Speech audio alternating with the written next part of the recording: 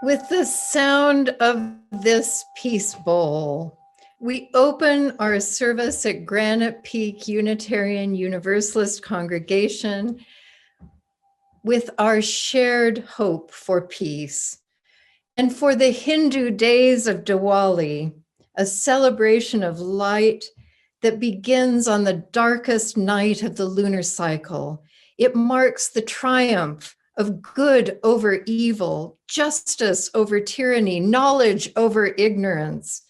We also ring this bell for our resilience on this pilgrimage that we embarked upon 9 months ago. What is going to be born?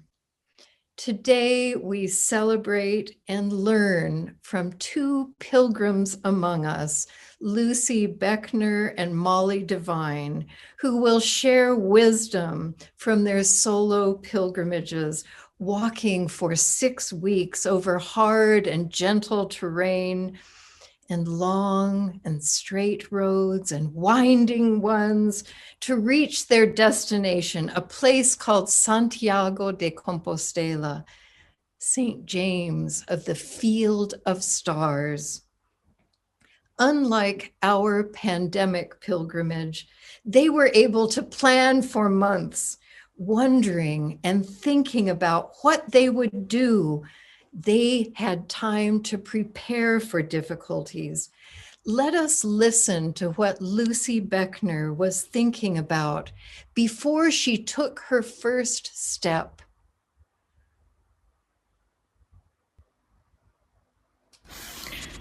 When I walked the Camino, I was 20, going on 21. And at that time, I was a religious studies major, and I still associated spirituality with purity. So my intention was to walk the Camino and have this pure, idyllic experience that would be removed from my life. And I did have moments walking that were through these bucolic landscapes, the hills, the mountains, the forests, the plains, and it was just me and my thoughts and life itself. But that was not all that I experienced. I followed myself on the Camino. I brought myself with me, and I brought all of my challenges along the journey. On their journeys, songs ran through their minds. Let us watch some photographs from Molly's pilgrimage and imagine ourselves walking for 42 days straight. And let's listen to the song that Molly heard over and over again, Let It Be. That seems like a good message for us right now. Let it be.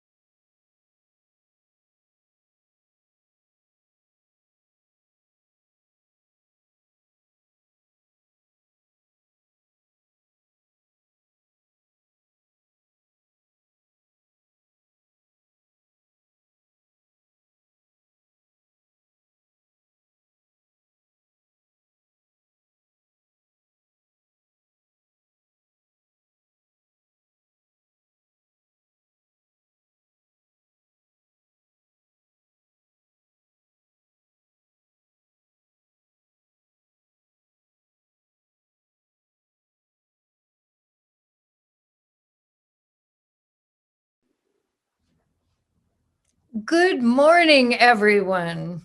We are shaking up our order of service, for which I ask your forgiveness just this once, so that we can dive into this pilgrimage together. And don't worry, we will be having announcements at the end. It is good to be together. At first, we hoped for a couple of months as our pilgrimage was beginning. We hoped for a different life. And now we have settled in. I even saw a movie of people hugging and shaking hands. And I wondered, oh my gosh, where are their masks? Oh, it looks so dangerous. We are on this journey. As pilgrims depend on their maps and the signs along the road, we have our mission statement. In these times when so much is different, let us listen to these words and think, are we using these words as our anchor? Let us say these words together. Oh, you don't say it with me, sorry. We are a compassionate, spiritual community that celebrates diversity, nurtures the personal and spiritual growth of all ages, shares our gifts, promotes justice for all, and serves the world we live in. Together, let us thank Heather Knowles for technical and artistic direction, Mary Lou Prince for musical direction, and for both of them, this was an especially challenging service. And the internet stopped in the middle of our preparation.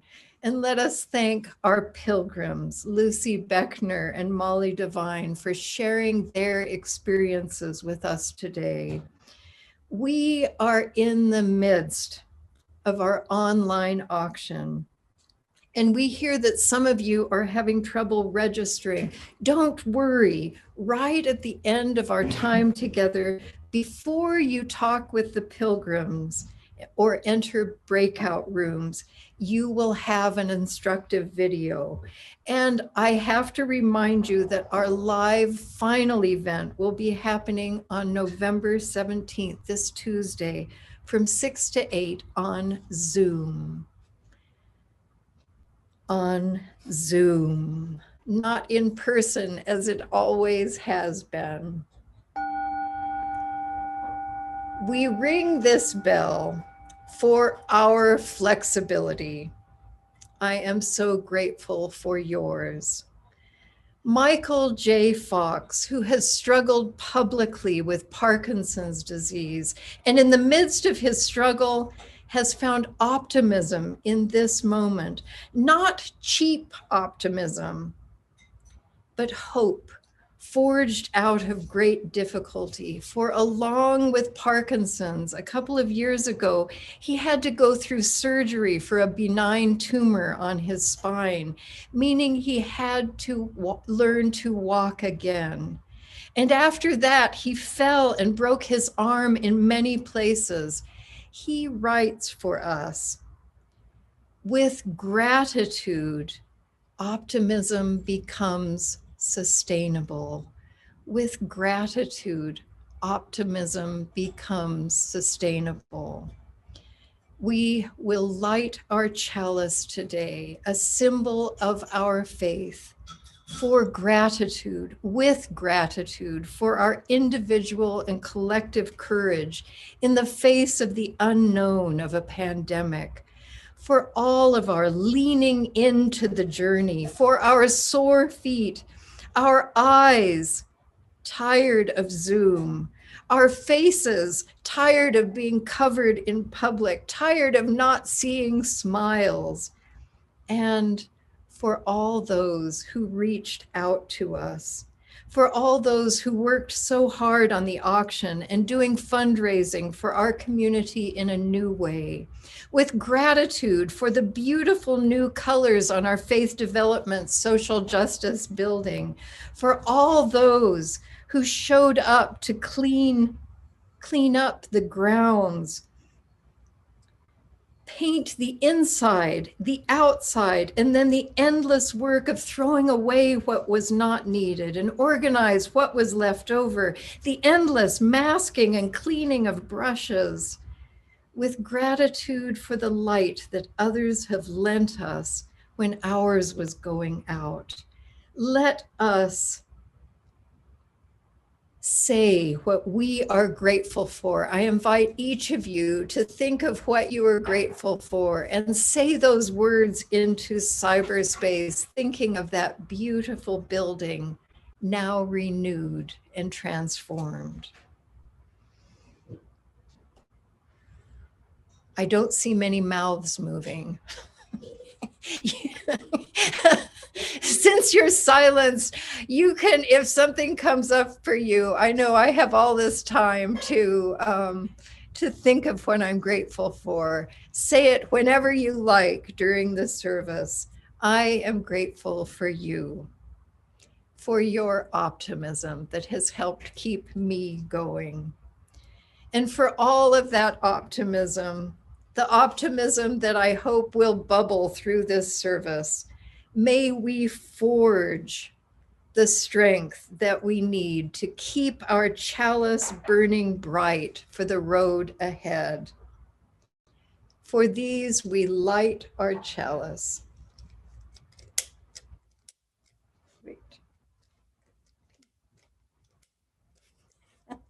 Mary Lou will light our chalice.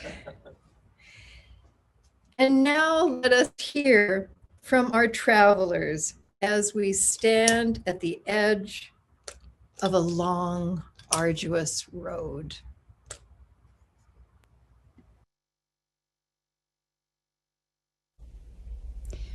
My first trip on the Camino began in September of 2014. I had originally decided to make an attempt to walk this famous 500-mile pilgrimage as part of a rite of passage for my 65th birthday. I felt that in our society, we really don't have a way of marking this, and it felt like a monumental time to me. So I wanted to find some way to celebrate and mark this passage. I didn't consider it a spiritual pilgrimage at the time. I thought of it as more of a physical test rather than a spiritual test. I was looking forward to insights. I'd heard that this was something that was likely to happen, but it wasn't really in my expectations. I've always loved to walk, and I had decided that this had great allure. It was in a foreign place. It was physically challenging, and it gave me something to work for and train for in the year leading up to my 65th birthday. I had in my thoughts that it would be an interesting challenge and that I could be up for it because my feet never hurt, I could eat anything, and I could sleep anywhere. So I decided that this could fit the bill. Lucy also found wisdom right at the beginning. The night before I began walking the Camino, I met a pilgrim who had walked the Camino a number of times before. And she asked me, "Are you ready?" And I said, "Ready for what?" And she said, "Are you ready to experience an entire lifetime over the course of the next 40-something days?" She told me that everything that I had experienced in my life, all of my challenges, all of my strengths, all of the relationships that mattered to me, all of the patterns I was seeing in my daily life were going to show up on this journey, on this pilgrimage. And she asked, "Are you ready?" And I said, "I guess so." Are we ready? Have we been ready? Whatever our readiness, We are on our way. But where are we going? Are we ready for what might come next? Let us sing together, pilgrims all, wo-ya-ya. We are going, heaven knows where we are going, but we know we will. We are going, heaven knows where we are going. We know we're there, we will get there. Heaven knows how we will get there, but we know we will. We are going, heaven knows where we are going. We know we're there, we will get there. Heaven knows how we will get there. We know we will. It will be hard, we know, and the road will be muddy and rough, but we'll get there.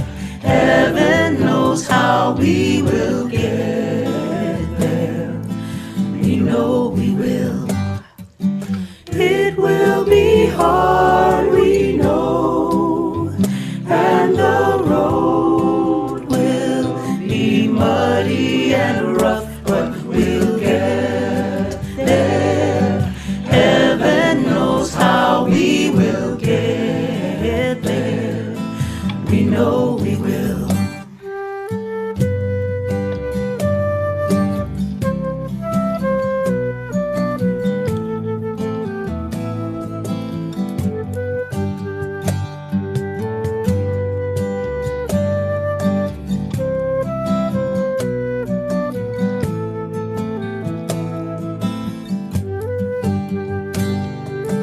It will be hard, we know, and the road will be muddy and rough, but we'll get there. Heaven knows how we will get there, but we know we will. We are going, heaven knows where we are going. We'll know we're there. Oh yeah, yeah. Oh yeah, yeah. Oh yeah, yeah. Oh yeah, yeah. Oh yeah, yeah. Oh yeah, yeah. Oh yeah, yeah. Oh yeah, yeah. Oh yeah, yeah. Oh yeah, yeah. Oh yeah, yeah. Oh yeah, yeah. Oh yeah, yeah. We'll know we're there.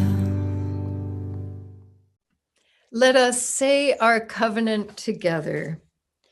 Love is the doctrine of this congregation.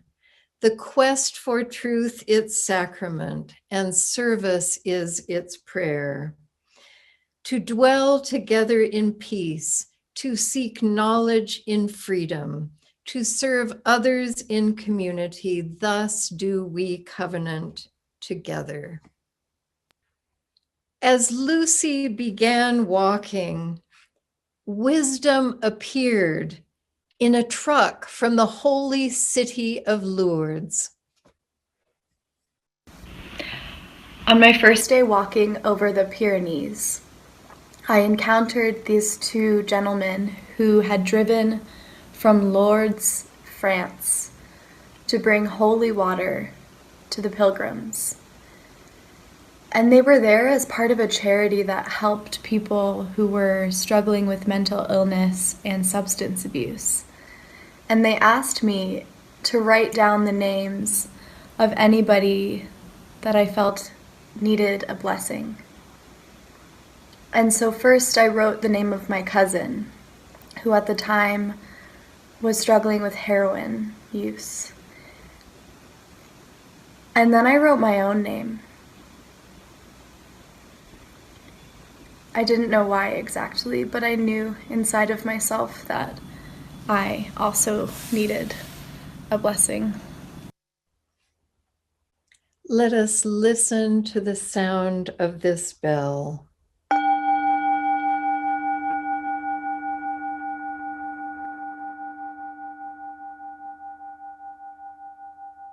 Let us breathe together and enter our time of joys and sorrows.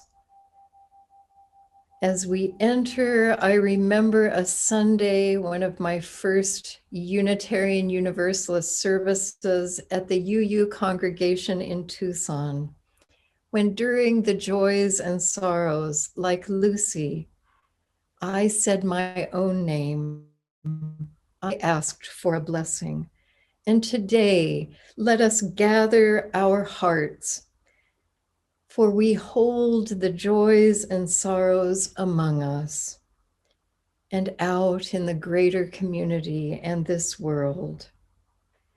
Together, we are mourning the loss of spouses. We are healing from a bad traffic accident.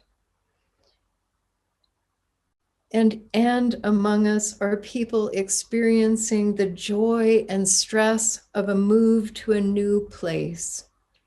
We have sorrow that Bill and Sherry Betts moved just yesterday to Tucson, and that Molly and Gary are preparing to move, and Connie Tobiah is preparing to move. And we feel gratitude and joy at their presence among us. We have joy that Drew Potter has been feeling better and that Karen Anderson continues to heal. And from yesterday, we have a new sorrow among us, that Jim and Annabeth Robinson's daughter is now having to undergo aggressive treatment for cancer.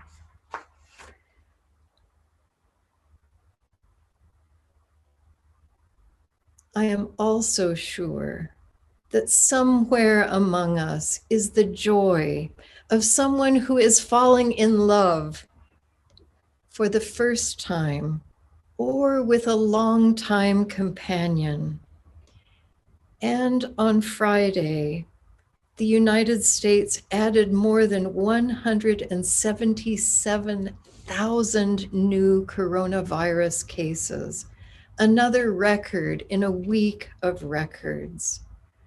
Let us hold all of those who are now fearful of what this diagnosis will mean. When I asked Lucy about her experience, she talked of how the Camino brought her troubled relationship up with alcohol. And when many of us are asked about our lives, we speak of a struggle with some kind of addiction, with some kind of difficulty. And today, let us especially hold all those who are struggling and recovering, for the pandemic has intensified this difficulty. And this struggle is at the heart of many of our journeys towards freedom and peace. Let us listen for a moment the holy story of Lucy's struggle. Now, by the time I reached Santiago de Compostela, the sort of end of the pilgrimage, I had been drinking every single day for at least a month. And I could feel the alcohol in my bloodstream. I could feel my whole body was toxic. My heart was so abnormal. And I ended up going to the hospital for tachycardia and for alcohol poisoning. And now this doesn't seem like it fits in with this idea of spiritual purity that I thought I was seeking out on the pilgrimage. But as that pilgrim told me the first night, I was going to experience everything that I thought I was removing myself from coming onto this journey.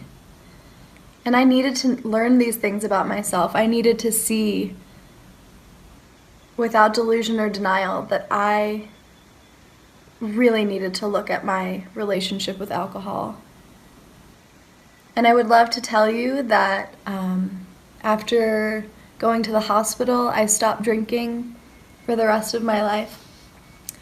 But I didn't. I took a break like they told me to. I went to Finisterre, the end of the earth, and spent a few days by the sea, kind of regaining my strength. And then I drank again. And I drank for 3 more years before I was able and ready to really look at my drinking and decide that it was not serving me in any way. So it took 3 more years for me to stop, but I don't know where I would be if it weren't for the experience of seeing myself so clearly on the Camino. Holding Lucy's holy story, let us listen to the sound of the bell and enter into a time of meditation, after which I will offer a prayer and meditation, and then we will sing.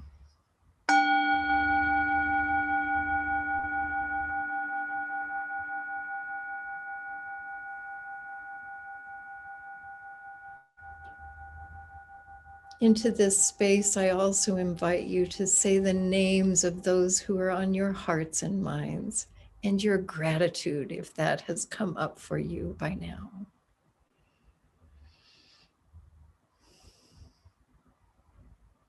David.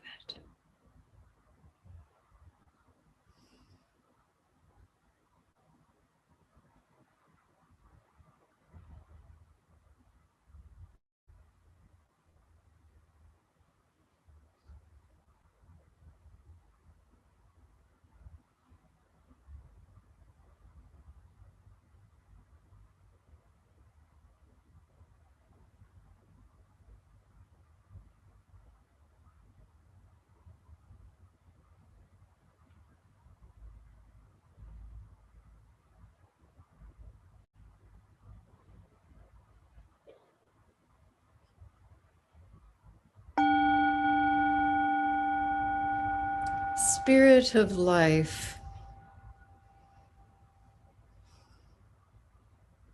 we gather here, our hearts full of both joy and sorrow.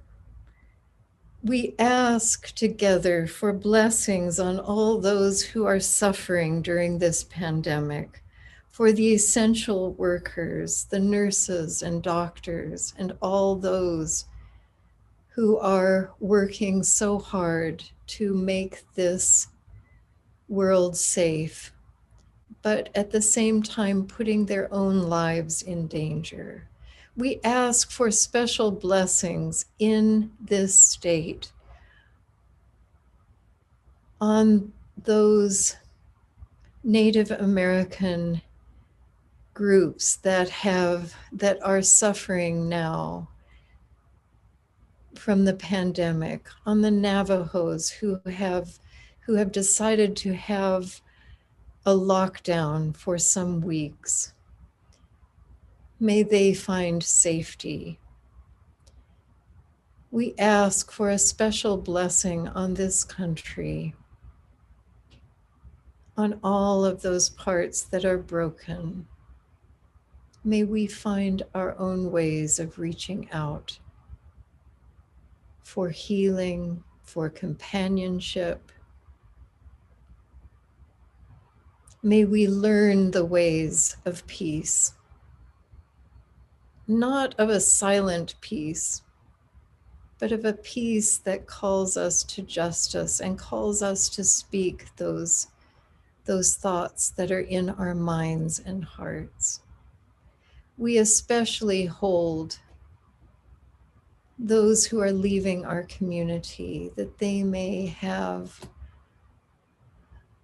travel blessings of Connie Tobiah, of Sherry and Bill Betts as they settle in, and of Gary and Molly as they are preparing, and Connie Tobias, she prepares her home, and all those, Karen Anderson, who is healing, Drew Potter, who is also healing, and Jim and Anna Bessa's daughter, who is now very ill. Let us hold all of those in the light of our community, and all those whose names we do not know. May we know that they are among us, and the joy that is also among us. In your many names we pray. Amen. And now let us sing Walking, Walking with You.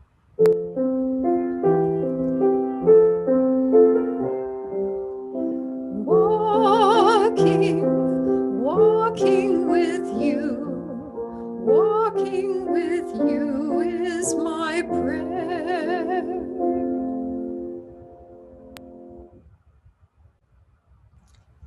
Our seeds of support this November is maintaining the link, supporting our Latino Immigrant Network Coalition, and our December event. This year it is renewed. We're going to have a COVID-19 style drive-through at our building on December 12th. Come and help out. We will be featuring Santa Claus gifts and holiday cheer for approximately 20 Latinx families who will be driving through our parking lot. These families are part of our journey. They are our neighbors, our companions. Be generous in your contributions to their celebrations of Christmas through the link on the chat. Let us enter the Camino once again. As we walk those paths with Lucy and Molly, let us listen to the song that ran through Lucy's mind over and over again, California by Joni Mitchell, a song of freedom and longing. These are the places she walked.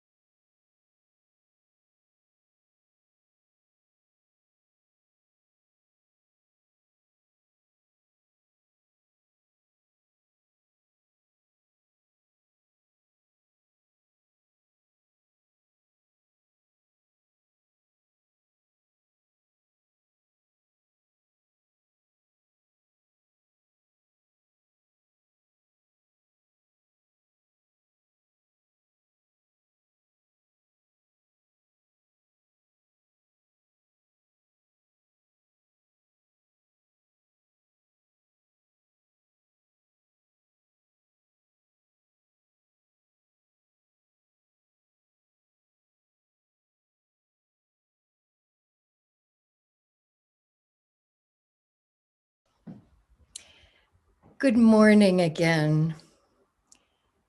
For those of you who have entered late, we are on the Camino de Santiago de Compostela with Molly and Lucy. And we are thinking of our own pilgrimage of the pandemic. And unlike Molly and Lucy, none of us chose this pandemic pilgrimage unless you might have the New Age belief that we choose everything.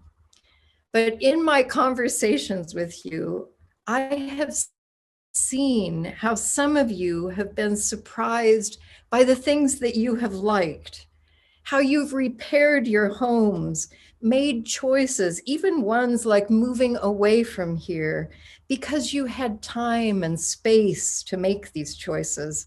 I remember thinking in May that I wasn't quite ready for this time away, this kind of liminal space to end. I don't feel that way any longer. I'm ready for it to end.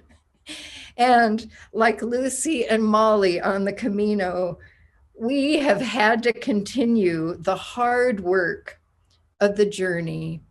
And in contrast to the close experience that they had brushing up against all of those pilgrims, we have had to do the faithful work of distancing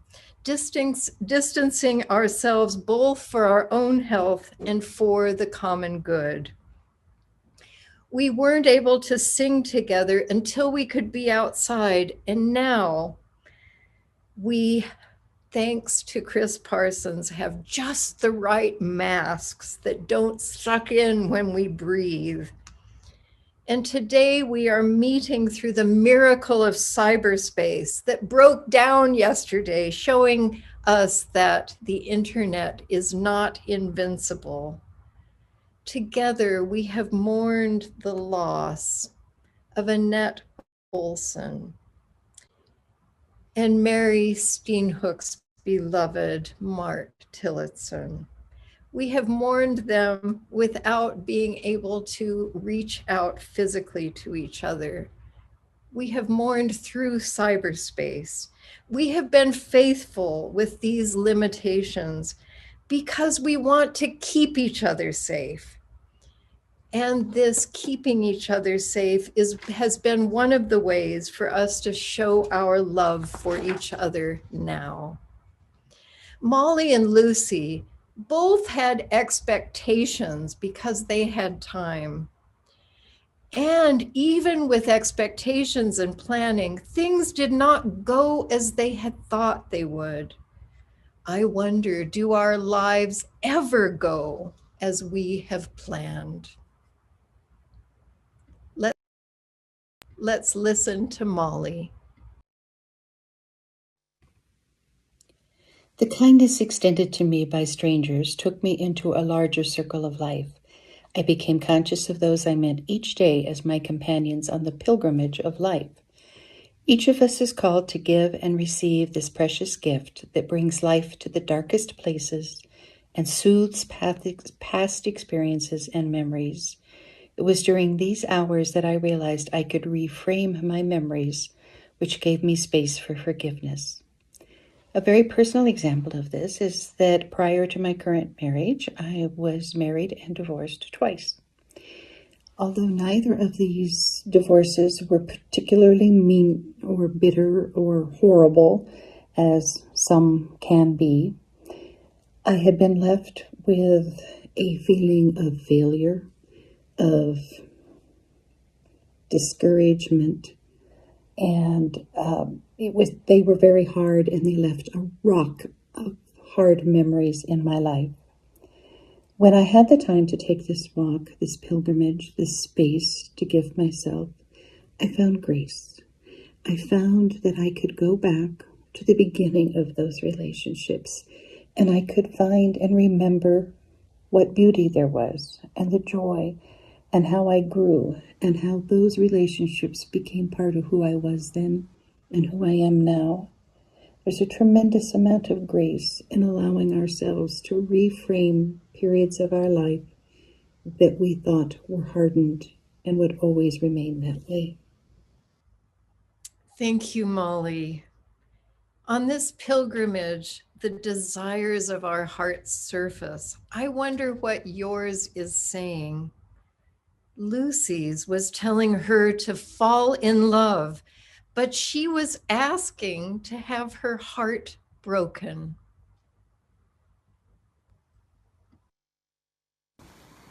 I met so many beautiful people along the Camino.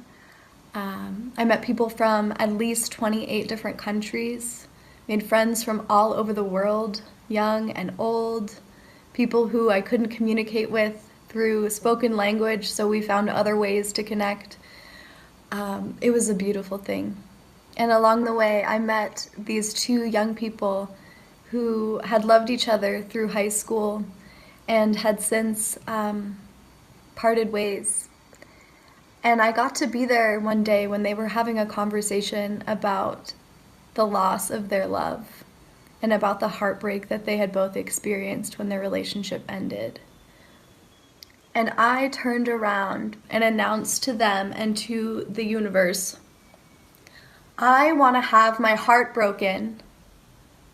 I want to have my heart broken because that means that I will have truly loved someone. And that day, I met someone and fell head over heels in love. Storybook love.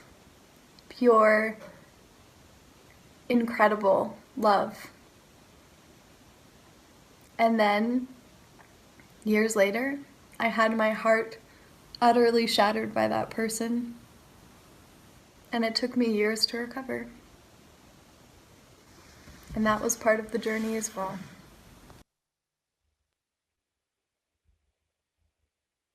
Many of us have been clearing out our closets. We've been taking things to Goodwill because this pandemic pilgrimage has made us think, what do we want to carry with us? And you're going to be surprised when you come back to Davis Hall or see our new office and the renewed storage spaces. So I wonder, what do we want to leave behind? Which makes us see what is essential. Let's listen to Lucy's story of leaving things behind.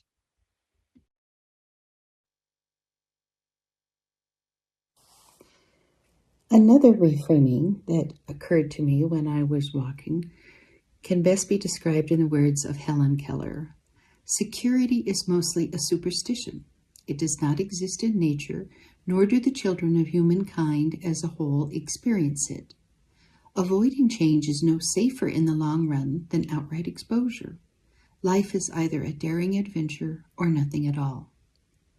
After several weeks on the trail, I realized that I could, in fact, live with what I could literally carry on my back. It was an eye-opening realization, and yet each day started with very basic questions.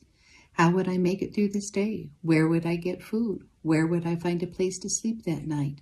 How would I care for my body? Pilgrims, like the homeless, experience a daily challenge to have many of their basic needs of life met.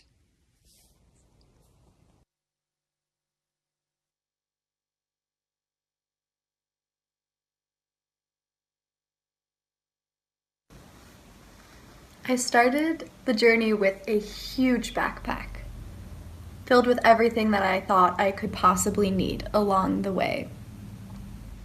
And as I went along, I realized that I did not need almost everything in that backpack.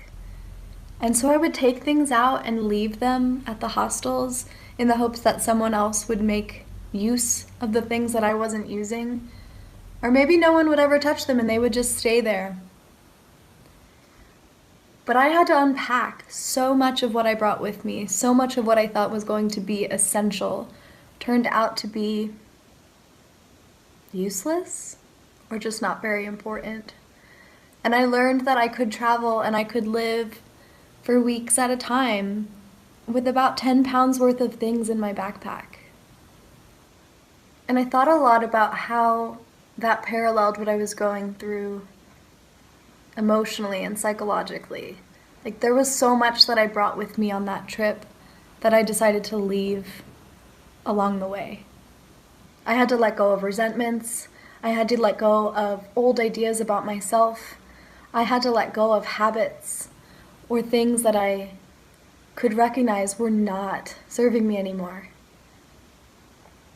And there's such power in realizing that we know what's most essential to us and that everything else is kind of taking up space. If you look at the itinerary of this Camino, you will see how many days in a row the pilgrims must walk over 10 miles. Molly spoke of a roommate who told her, "Everything in my body hurts, but my hair." I wonder how they kept going. How have we kept going when we feel we cannot take another step?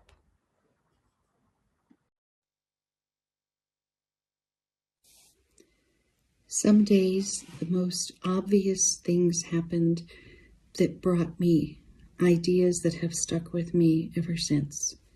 One morning when I was getting dressed and ready to go out, I was unsure about what the weather was going to hold that day. And since I had options, I asked the woman who was manning the desk at the albergue where I was staying what the weather forecast was for the day. And she looked me straight in the eye and she said, "It will be rainy, rocky, and slippery, but go without fear." Such a simple statement. We can't always know what the day is going to hold. We can't always be prepared for every circumstance, but we can go without fear. On our journeys, our companions change us just as they have been changing Lucy and Molly. We risk everything. Are you grateful, as Lucy and Molly, for the wisdom of strangers? I'm grateful for the man Lou met at Costco this week who helped her with the self-checkout. She came home with a story, his story. He had a son who had difficulty sleeping, and they thought of getting him one of those weighted blankets. I bet some of you have seen those.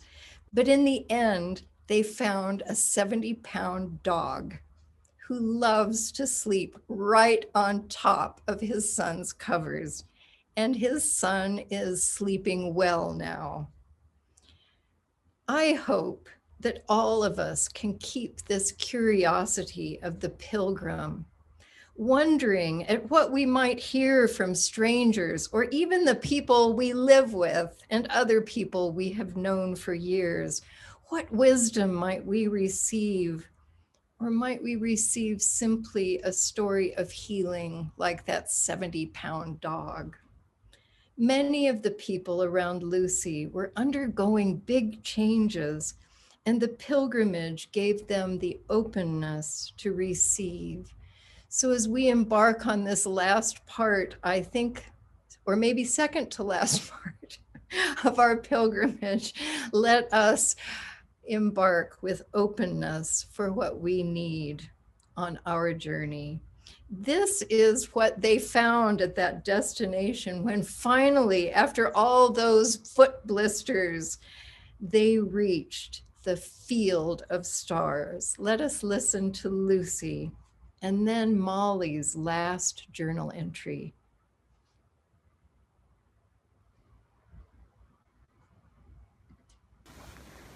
It seemed like everybody that I met along the way was there in some sort of liminal, transitional space in their life. I met so many people who were coming out of relationships, had left their jobs, were grieving the loss of loved ones, or were otherwise just at a big moment of asking, who am I now and how do I continue? And by the time I reached the end of the Camino, it felt like every single person that I had met along the way was there. They were there at the cathedral, just waiting in this big open square with white doves flying overhead. And it was incredible to recognize that I had started the journey alone, and so many others had started the journey alone. And when we finished, we were this huge community. Even if we had only spent a few minutes together, or one night sharing dinner, or maybe we had walked together for an hour, we were all sharing this experience and holding each other through these moments of transition in our lives.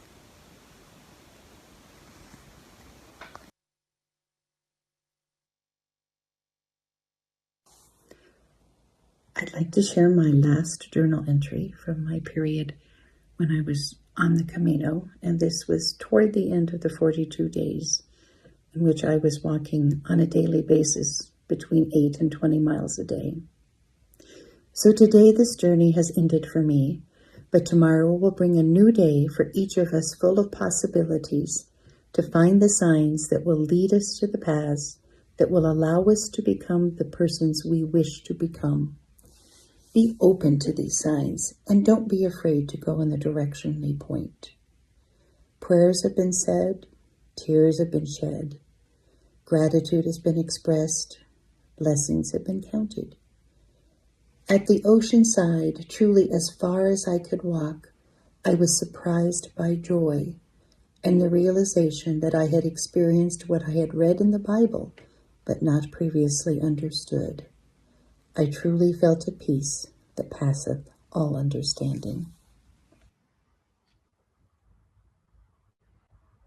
Our pilgrim's journey ended beautifully at that cathedral at Santiago de Compostela, doves flying overhead. I wonder how ours will end. Will we arrive back at our Granite Peak building and doves fly overhead? When you arrive, you will see that newly refreshed Faith Development Building, the green frames around our windows, the children's art wall in Davis Hall, the cupboards that have been organized, and our new nursery and office spaces. And in this moment, for we are not there yet, for as long as it lasts, let us keep reaching out to each other. Let's keep calling each other, sending cards, meeting when we can safely meet, expressing gratitude, giving each other a story or some wisdom for the journey. Let us tell each other when we need something. Let us express gratitude. When we finish this pilgrimage, I believe we will be stronger as a community because of our time apart. As Molly and Lucy, who continued walking when they thought they could go no longer. May our lives transform by seeing each other and all we encounter as fellow pilgrims. May we have that spirit of a pilgrimage for however long this lasts. Amen. And may it be so. And much gratitude to you, my fellow pilgrims. And let us sing the song that is about the pilgrim's journey that Molly loved and heard on her pilgrimage, Blue Boat Home.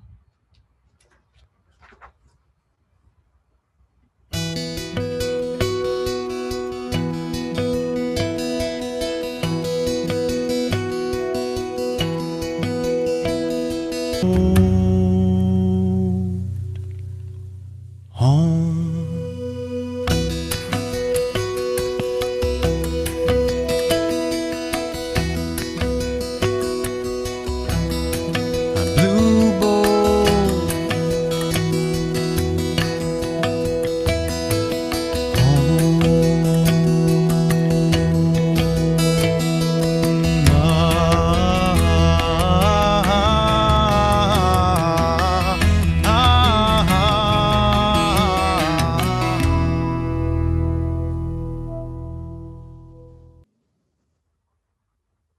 May we hold the bravery of these two pilgrims to keep walking, to fall in love and suffer through a broken heart, to look into the past and find the goodness of relationships that didn't last. May their faithful living and walking urge us on. In the words of John Donahue, may we have the courage today to live the life that we would love, to postpone our dreams no longer, but do at last what we came here for, and waste our hearts on fear no more. And waste our hearts on fear no more. Molly says that she heard the song you will listen to now, You'll Never Walk Alone. May that continue to be true for all of us. May we all feel what is true, that we are not walking alone on this pandemic pilgrimage. Amen, and let it be so.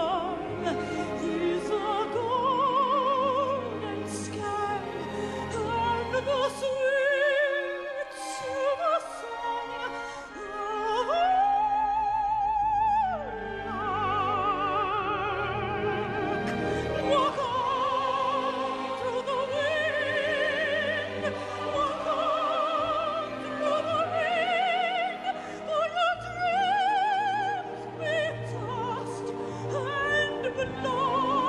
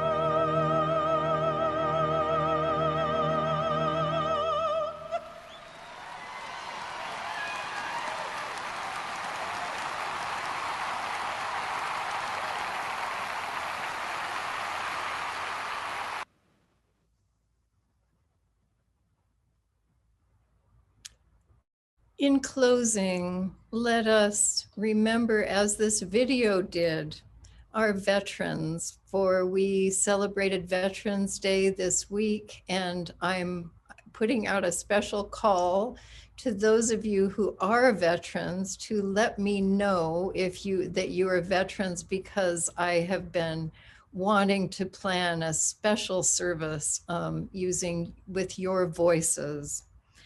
So we are now going to say, we're going to extinguish our chalice, but don't go, because there's a special video after that that Marianne Erickson has done about how to register for the, I have something funny. Oh, shoot. Sorry, something keeps coming up on my screen.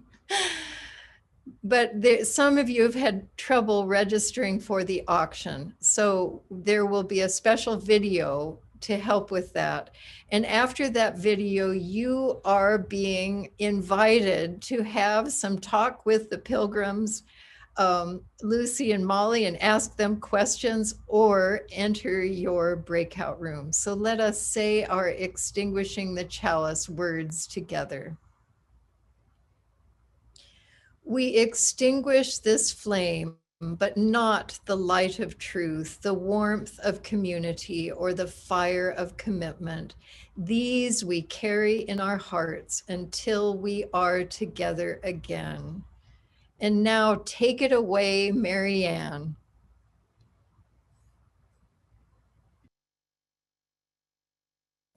Hello, members and friends of Granite Peak. The services auction finale is this Tuesday at 6 p.m. on Zoom. Heather will put the link to the Zoom meeting in the chat, along with the link for registering as a bidder or a donor and looking at the catalog so that you can see all the wonderful things that our donors have made available for this biggest fundraiser of the year for Granite Peak. We need more Granite Peak members and friends to sign on to become bidders or donors and participate. So I'm counting on you to support our services auction. If you have any trouble navigating the website or registering as a bidder or a donor to either the General Operating Fund or to Prescott's Operation Deep Freeze Shelter Nutrition Project, please contact me, Marianne Erickson, or Kelsey Wilkes, or Marianne Clark. We need your support very much. Thank you.